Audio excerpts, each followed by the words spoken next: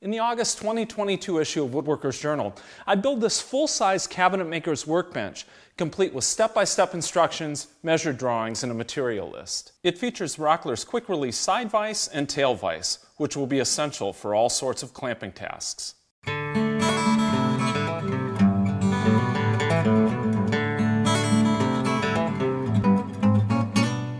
And this undercarriage is totally overbuilt for strength. It features 3" by 4" legs, easy to build mortise and tenon and bridle joint construction, plus this heavy-duty cross-dowel hardware. Because the last thing you want from a workbench is for it to twist or sway when you're doing hand tool operations or assembling big heavy projects. This framework is built to last. But if you've read the project article, what might have surprised you is what I chose to use for the bench top, because it's definitely not the typical choice. Instead of a laminated solid wood top, which is a completely logical and time-tested material for a bench top, I used medium density fiberboard, commonly known as MDF. And that's why I'm calling this bench a hybrid. Now, why in the world would I use MDF? Well, that's what I want to talk about in this video, in case you like the look of the bench, but you've got reservations about the MDF top.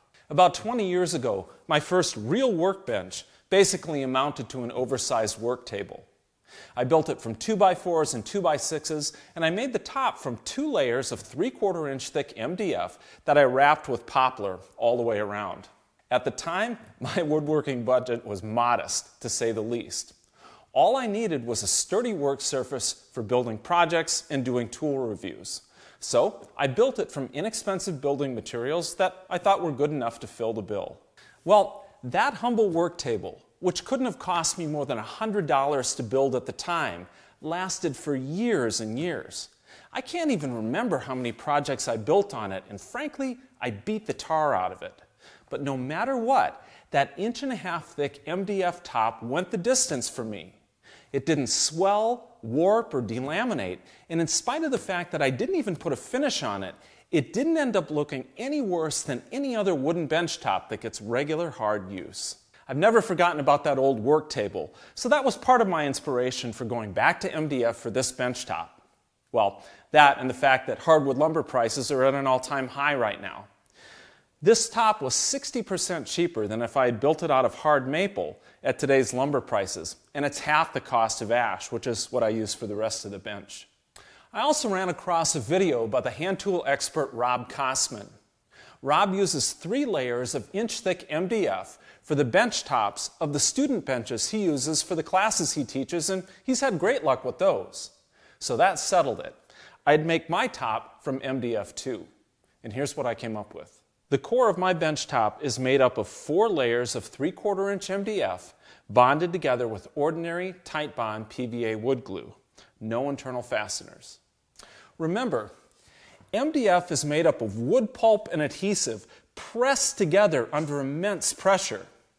It doesn't have a grain direction, so it doesn't benefit from the strength that wood grain can provide, but it's dimensionally stable. MDF doesn't expand or contract like solid wood does with changes in humidity.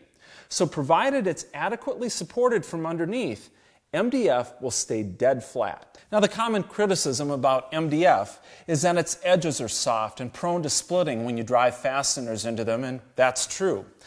MDF doesn't have a huge amount of holding power no matter how you drive the fasteners. But thanks to all that pressure applied during manufacture, these faces are dense and surprisingly hard, and that's beneficial for a workbench top. And when these layers are glued together into a 3" thick slab like this, all the layers benefit from the rigidity and flatness of one another, plus the adhesive strength of the glue. The thicker this gets, the stiffer it becomes within a reasonable amount of overhang. And that's why I'd never stand on a single piece of 3/4 inch MDF that was cantilevered out like this. But a stack of 4 sheets will easily support my 200-pound body weight, and these aren't even glued together. And this is about the same amount of overhang that my bench has on both ends. It's about 12 inches. So these overhangs are plenty strong enough for woodworking. And the rest of the bench top that's supported by all the framework underneath is exponentially stronger still. Now you might be wondering, what happens if it gets wet? From doing glue-ups, applying finish to projects, or even spilling a cup of coffee on it. Well, I soaked both the bench top and the bench dog holes with 6 coats of an oil varnish blend, so that should add some pretty good moisture resistance.